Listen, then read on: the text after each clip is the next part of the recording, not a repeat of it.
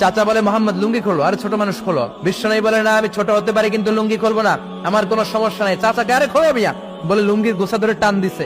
টান দিতে দেরি, মুহূর্তের মধ্যে বিশ্বনবী বেহুশ হয়ে জমিনে পড়ে যায়। বিশ্বনবীর জীবদ্দশায় পৃথিবীর কোন মানুষ বিশ্বনবীর লজ্জাস্থান দেখে? জোরে বলেন দেখে? এজন্য খবরদার, তোমার বোনের পেট পিঠ খালি থাকতে পারবে না, কপালে এক নোক্তা থাকতে পারবে। তোমার বোন বললেই তুমি তারে পাখি ড্রেস কিনে দিতে পারবা না, লেহেঙ্গা 2 পিস 3 পিস কিনে দিতে পারবা না। তুমি যদি এগুলো আদরের বোনকে কিনে দাও, আল্লাহর সুপ্রিম কোর্টের কাঠ গড়াতে তোমারও আসামি করে দাঁড় করাবে কে?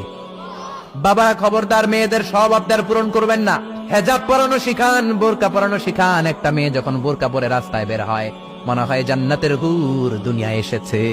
একটা মেয়ের সৌন্দর্য তো হেজাবে, সৌন্দর্য তো বোরকার ভেতরে, সৌন্দর্য তো পর্দার ভেতরে। চিল্লা এখন ঠিক কিনা? আবার কিছু নানি আছে বয়স 90, উনি হাত মোজা পা মোজা, আর সাথে 16 বছরের 18 বয়সের নাতনিরে নিয়ে বের হইছে। এমন দৃশ্য এলাকার সব পোলারা পিছনে পিছনে লাইন ধরে আছে না নাই? মায়ের বয়স 60, হাত মোজা পা মোজা। আপনি হাত মোজা পরছেন কেন? আপনি তো অল্প কাপড় পরে বেরোলেও কোনো সমস্যা নাই। আপনি তো এক্সপায়ার্ড, আপনার ডেট এক্সপায়ার্ড, ঠিক কিনা?